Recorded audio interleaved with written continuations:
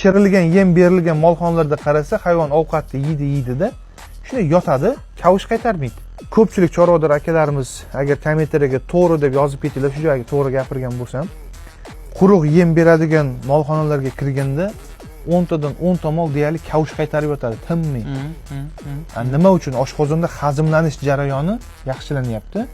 Normal holatda oshqozon ishlagani uchun, oshqozon ozuqani hazm qilishni boshlagani uchun hayvon kavush qaytaradi. Pishirilgan yem berilgan molxonalarda qarasa, hayvon ovqatni yeydi-da, shunday yotadi, kavush qaytarmaydi.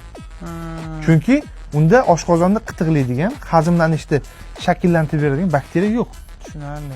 Molda kavush qaytarmasligiga qarab turib, berayotgan ozuqada bakteriya muhiti normal darajadami yoki yetarli bo'lmayaptimi? Shuni ham bemalol aniqlab olsa bo'ladi. Bu degani kavush qaytargan mol oshqozonda hazmlanish juda zo'r holatda saqlanadi.